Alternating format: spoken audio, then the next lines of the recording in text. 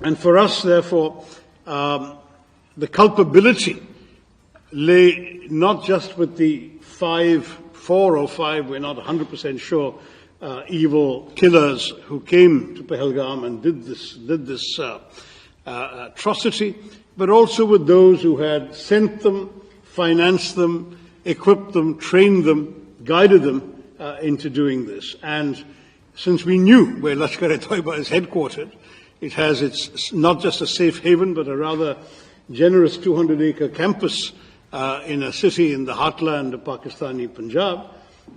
We also knew where the responsibility lay. Sadly, Pakistan chose to follow its usual path of denial.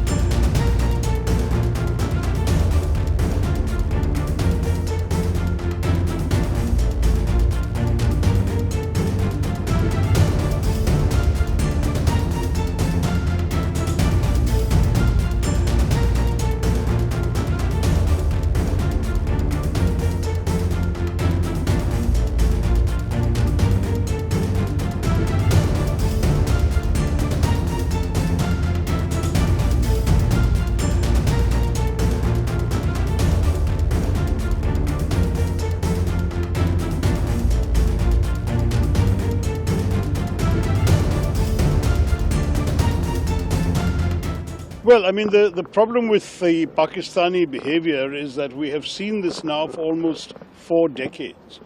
In some ways, you can say it started with the very creation of Pakistan when they first sent terror groups across the border into Kashmir, disguised as tribes people. But subsequently, since 1989 in particular, when the Soviet Union withdrew from Afghanistan and the Pakistanis were able to turn their attention towards us, we have been systematically the victims of repeated attacks.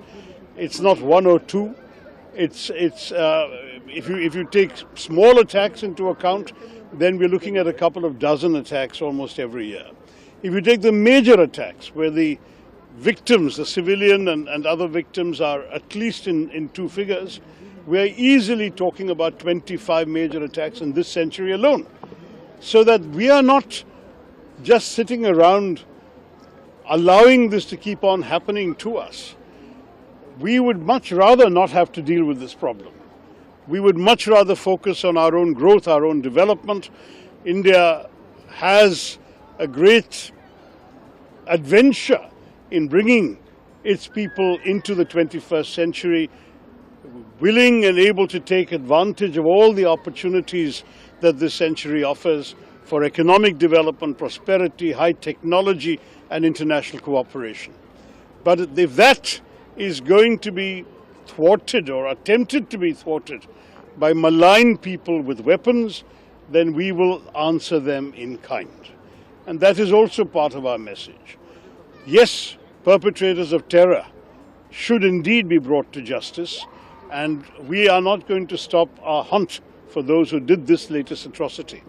But we need to think about where these people are based, where they have safe havens, where they are trained, equipped, financed, guided, armed, and often directly directed to perpetrate these horrors.